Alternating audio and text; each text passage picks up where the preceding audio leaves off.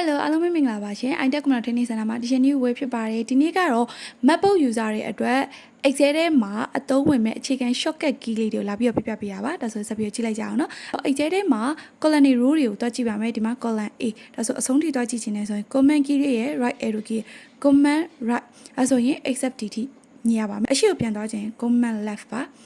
column အဆုံးထိကြည့်ပြီးတော့ဆိုတော့ row အဆုံးထိသွားကြည့်မယ် command ရဲ့ down arrow key ရဲ့နေပါပေါ်ပြန်သွားမယ် command ရဲ့ up arrow key ရဲ့ okay နောက်တစ်ခုကကြောင့်ဒီထဲမှာစာလေးတွေရိုက်ထည့်လိုက်မယ် okay အဲ့ဒီစာလေးကို copy ကူးမယ် command C ပါပြီးရင် paste လုပ်မယ်ဆိုရင် command V အဲ့ cut လုပ်ချင်တယ်ဆိုရင် command X ပါ cut လုပ်တာပါဘိုးထည့်ချင်တယ်ဆိုရင် command B ပါ command I ဆိုရင်တော့ I ထည့်လေးလုပ်တာပါ command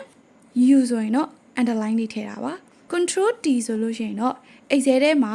Excel တီပဲဖန်တီးတဲ့အချိန်မှာအသုံးပြုတာဖြစ်ပါတယ် undo ပြန်သွားခြင်းနဲ့ဆို command Z ပါ command Y မှာ redo ပြန်သွားတာပါ book လေးအသစ်ယူရမယ်ဒီမှာ book 3ပေါ့နော်အသစ်ယူခြင်းဆို command N မှာကိုပြန်ပြီးပိတ်ရှင်နေဆို command W ပိတ်တာပါကိုသိမ်းထားတဲ့ file တွေကိုဖွင့်ခြင်းနဲ့ဆို command O ပါ open လုပ်တာပါ okay ဒီကနေပြန်ထွက်ခြင်းနဲ့ escape လေးနဲ့နှိပ်လိုက်ပြီဒီနေ့ကတော့ဒီလောက်လေးထိရမယ်လို့ညွှန်လင်းပါတယ် MacBook user တွေအားလုံးလိုက်လို့ကြည့်ပါရှင်ကျေးဇူးများတင်ပါတယ်တတ်တာပါ